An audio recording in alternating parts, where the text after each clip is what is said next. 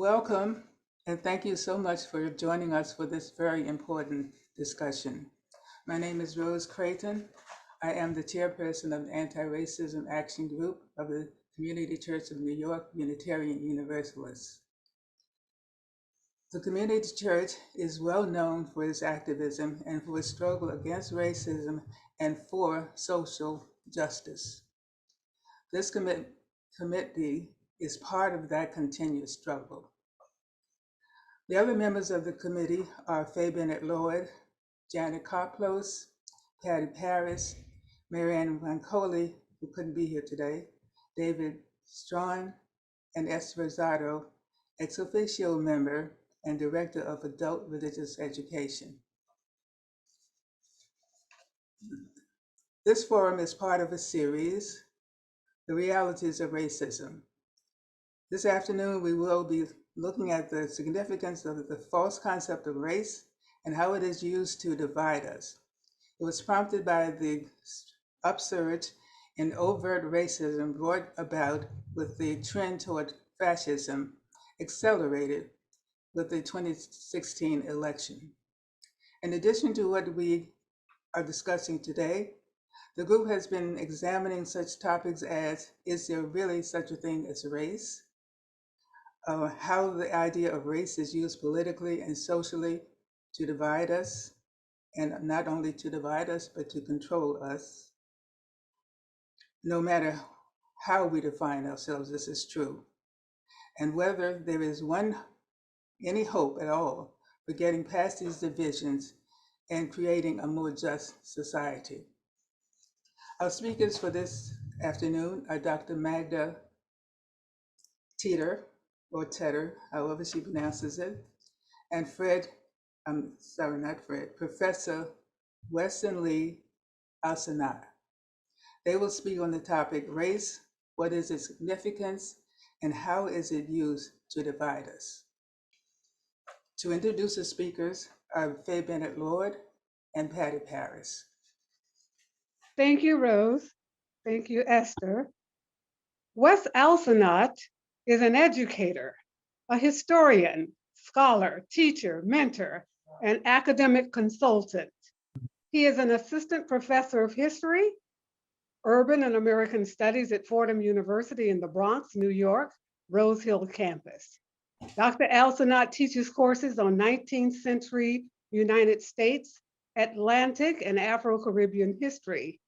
He has written on 100 Years of Perpetual Occupation, Woodrow Wilson's Legacy in Haiti. In 2016, he wrote about the racial fault lines of American history in Trump's America, and Centrist Liberalism and the Myths of the American Past, among other works. Westenley, or West, in 2021, was a postdoctoral research associate and a visiting assistant professor at Princeton University's Department of African American Studies. West is a native of Haiti and partly grew up in Minneapolis, Minnesota. West holds a BA degree in political science and history from Macalester College, a master's degree, master's of philosophy, and PhD from Columbia University. He is an avid blogger, has an active website, westalcenat.com, and currently lives in the Bed-Stuy neighborhood of Brooklyn. Thank you. I'm delighted to introduce Magda Teter to you all. She is a writer, a historian, an educator, and scholar of Jewish history and early modern religious and cultural history. She earned a Master's of Arts degree from Columbia University in 1994, a Master's of Philosophy in 1996, and she has her PhD from Columbia in 2000. She grew up in Cold War Poland, and before coming to the United States had already earned a master's degree in Oriental Studies at the University of Warsaw, Poland. She began her career in 2000 to 2007 as an assistant and then associate professor at Wesleyan University in Connecticut. Magda was awarded the Jewish Studies Publication Prize from the Koret Foundation in San Francisco in 2003 for Jews and Heretics in Catholic Poland, and a fellowship from Radcliffe Institute, Harvard University, 2007, 2008, among numerous other honors.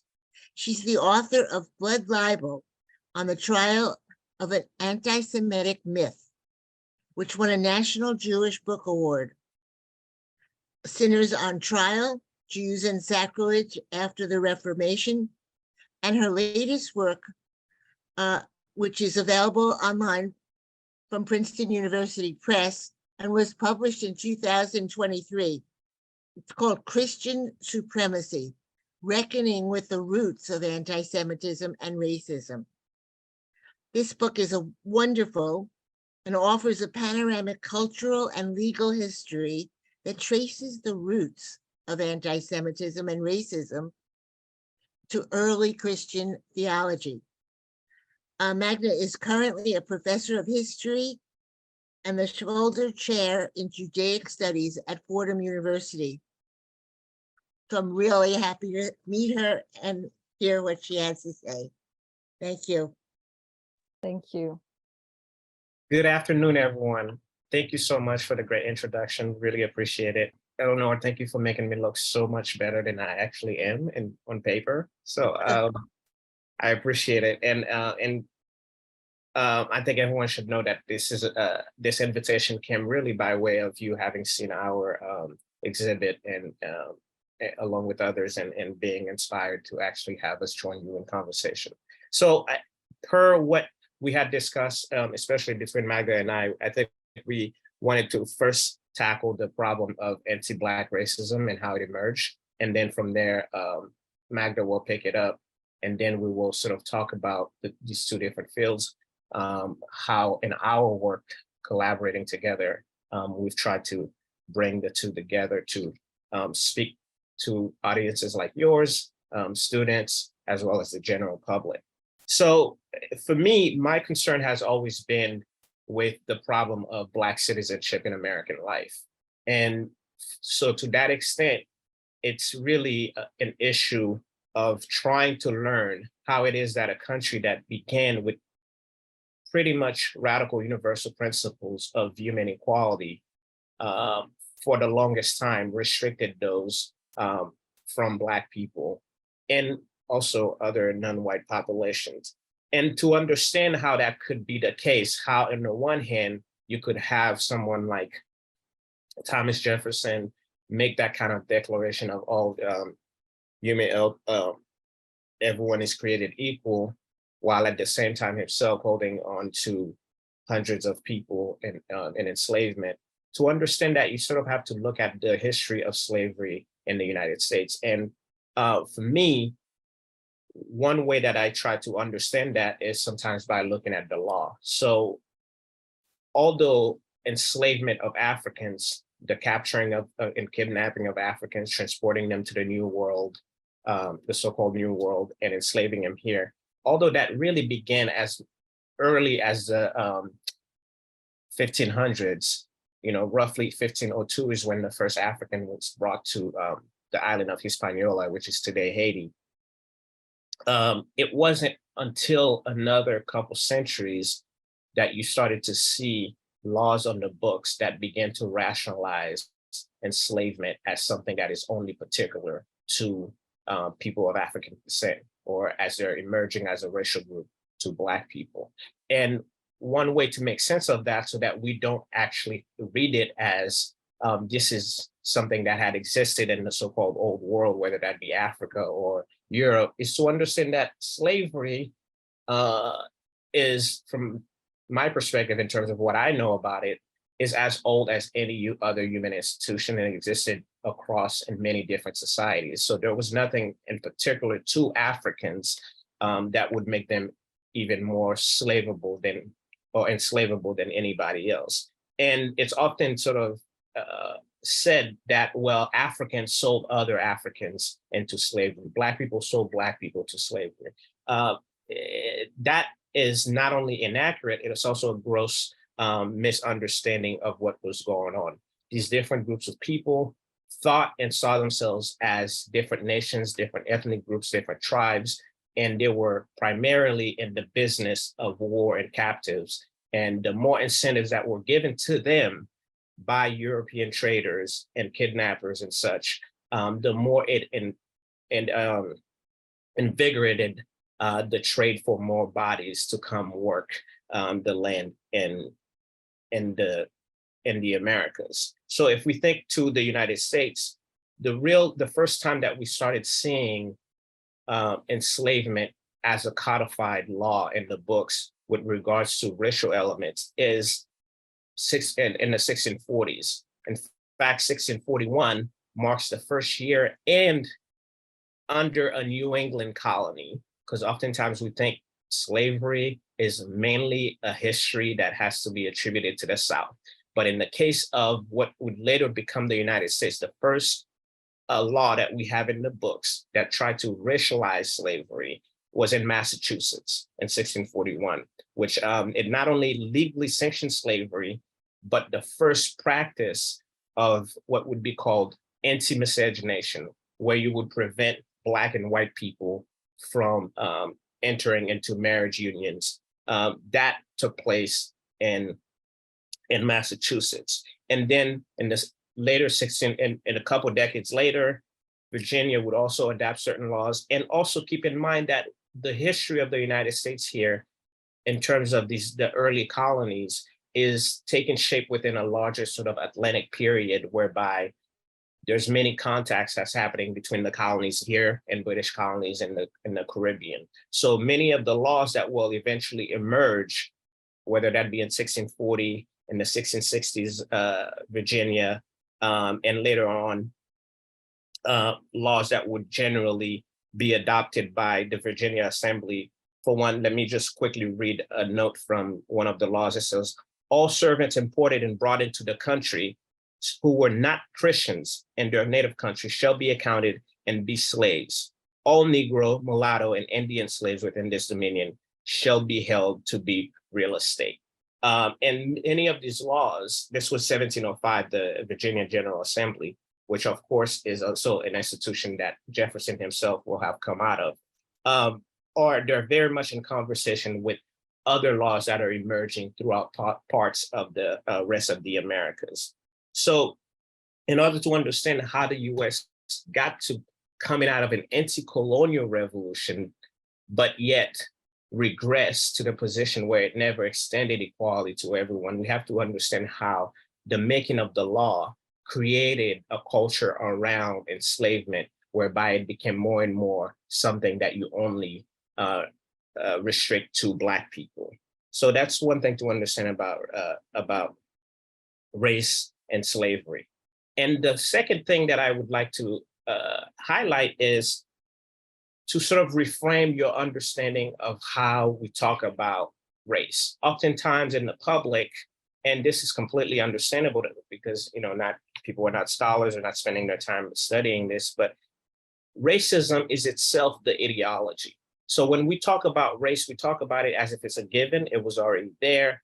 And then out of that knowing, we develop the prescription around prejudicial treatments that assign characteristics to other people. It's rather the other way around. That is to say, racism is the ideology that produced and constructed the idea of race in order to mark a group of people as the permanent caste or the permanent labor party that will eventually be enslavable. In this case, it became primarily African Americans in the context of the United States.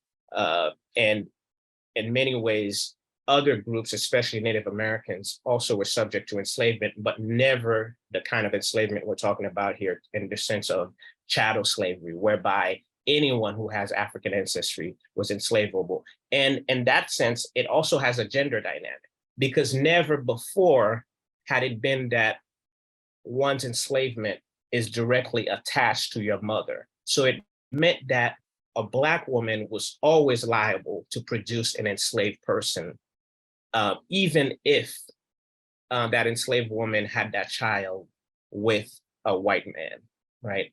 And the reverse could never be true, say, for instance, for a white woman.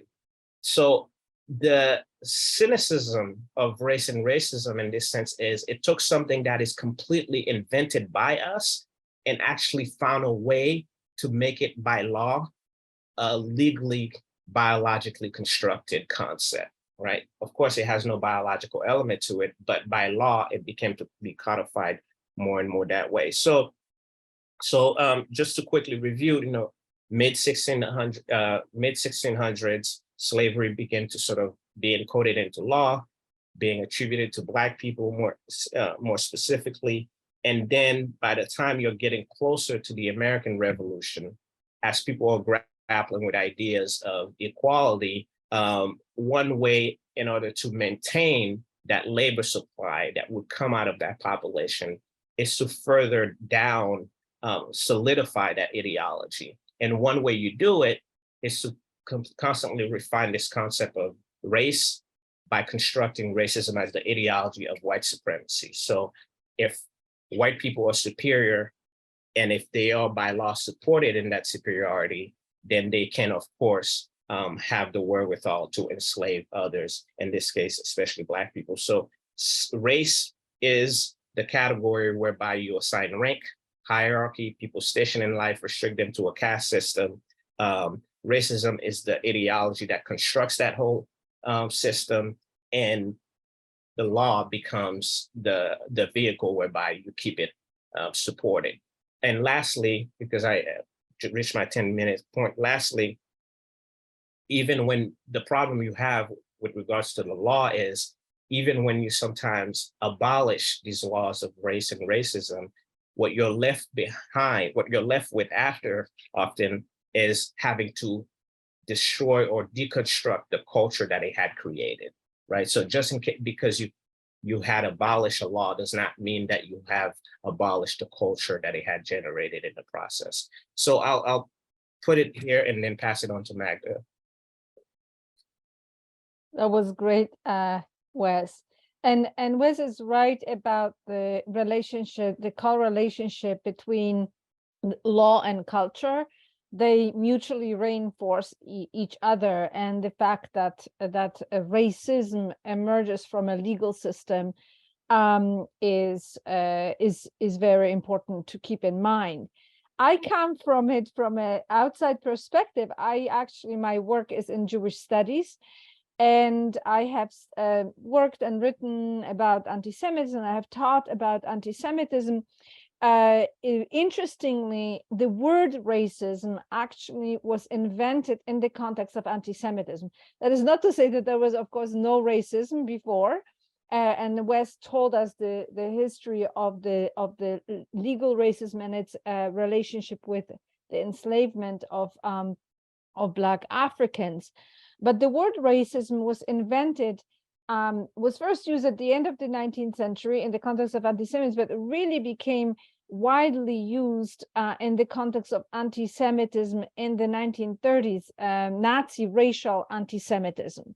And only then it was brought into the United States. And interestingly, it was for the first time used in the Crisis, the NAACP magazine in 1939, also in the context of discussing European Nazi laws and Nazi anti-Semitism. So there's this connection between racism and anti-Semitism. But what is important to know is the phenomena that Wes discussed about power hierarchy and the idea of perpetual slavery that was embedded in law in relationship to Black Africans, and especially the gendered idea of it.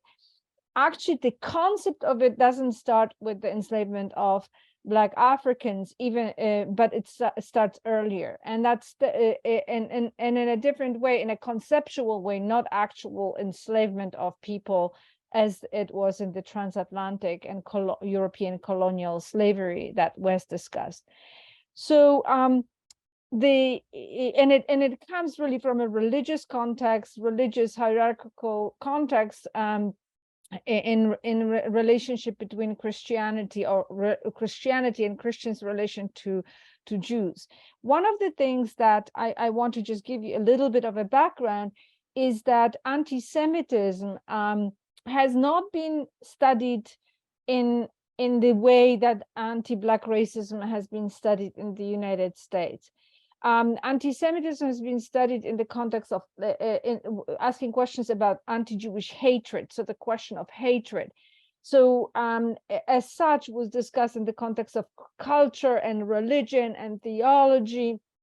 People talked about early Christian anti-Judaism before the modern era, and modern anti-Semitism. But that led to problematic association of theology with anti-Semitism, and it really didn't leave much room for nuance between the earlier periods and the more modern periods. And explanations for the anti-Jewish animus, anti-Jewish, as people called it, hatred, was theological or sociological, like xenophobia and fear of other, or psychological. There were these different explanations, and in my mind, they were never quite satisfying in understanding the prejudice against Jews, the questions of exclusion. And it became very clear as I taught and studied this, that there is an idea of power and hierarchy. And of course, this is now not fully understood, because one of the anti-Semitic ideas is the idea of Jewish power. So and success and social climb of Jews, especially in the West and in the United States in particular, lets us forget the past. And one of the moments that for me was very key in connecting the very unclear literature about Jews with what Wes was discussing was a film by about James Baldwin and by Raoul Peck, I'm Not Your Negro, in which he talks about how white Americans created the N, right? He used the N word for creation of this caricature of a Black person. And it was, for me, the moment when I realized this is exactly the same as in Europe, the creation of the Jew as this utter caricature that had nothing to do with the idea, the real people. And that led me on a much more kind of nuanced, I think, understanding of both, in focusing on what Wes has indicated, read the importance also of law. So in the study of anti-Black racism in the United States, the critical race theory and focus on structures and structural racism and laws have been well studied. But nobody had studied before the impact of law in the history of anti-Jewish sentiments. And law is very key here, because from early Christian imperial law that goes back to the 5th century, and then through Christian Europe, the idea of servitude and slavery is actually, and perpetual servitude is actually attached to Jews on a theological basis. That Jews are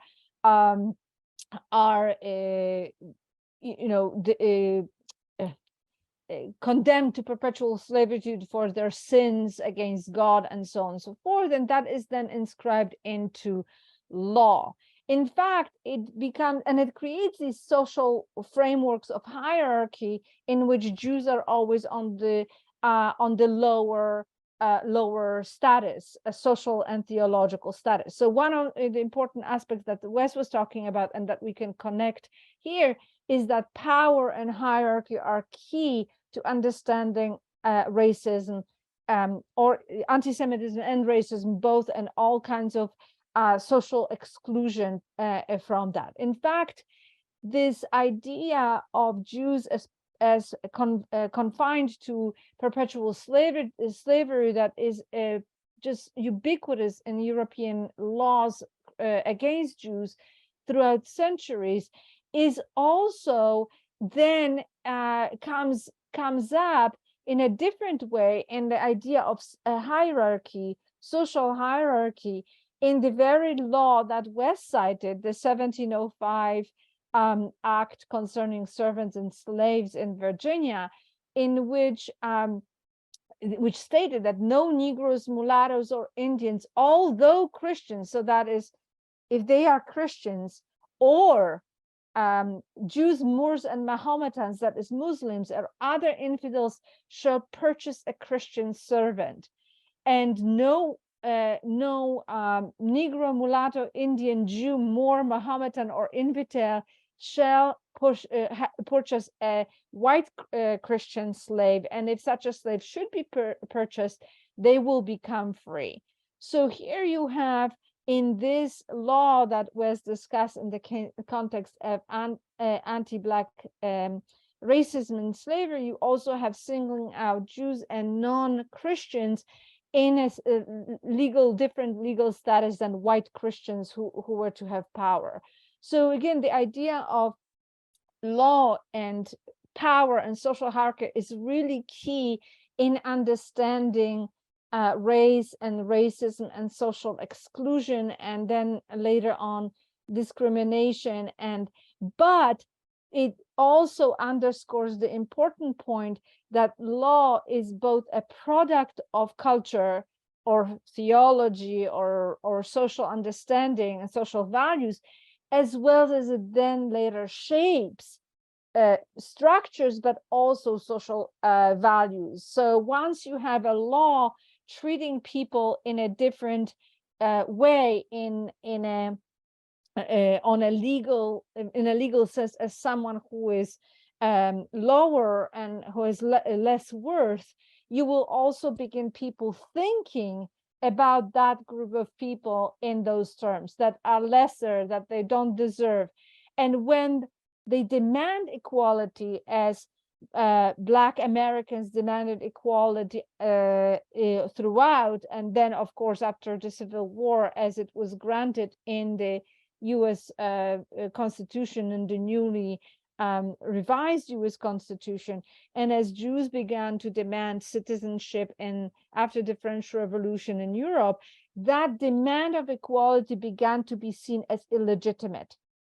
And the Jews and people of color, Black people in particular, in position of authority or power, were seen as usurping that and not deserving being with that. And that is certainly the context in which we can see the backlash against President Obama being in the position where he was, and other instances of that. And the idea of Jewish power also emerges from the Jews demanding equality according to law and being denied and finding themselves in position of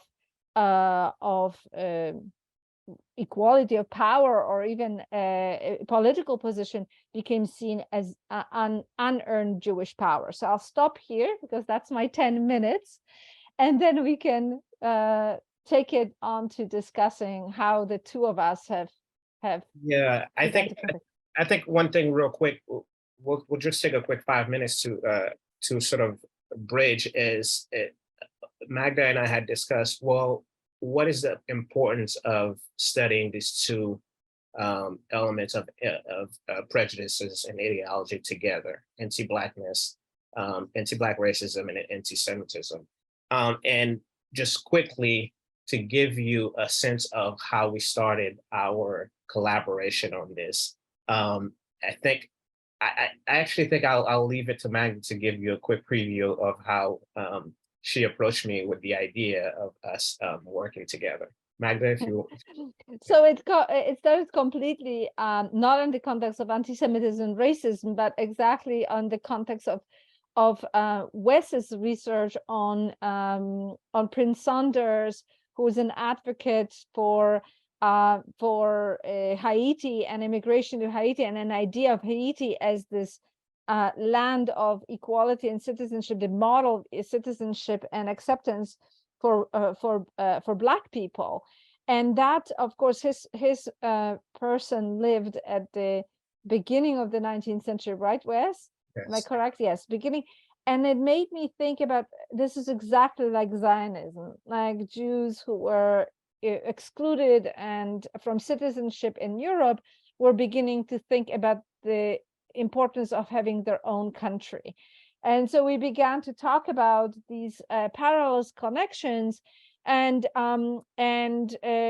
we actually brainstormed on larger ideas of connecting Black studies and Black, not exactly experience, because obviously you can't compare actual enslavement of Black Americans with the experience of discrimination and exclusion of Jews in Europe, but the concept of excluded diasporic people who are demanding equality and belonging and are excluded from that made us think about these connections. And then, because I was teaching already a class of anti-Semitism, in which I was including some ideas and concepts about anti-Black racism, we designed this class on anti-Semitism and racism, and which we team teach together, in which we make students understand both the differences and overlaps. And as Wes was saying,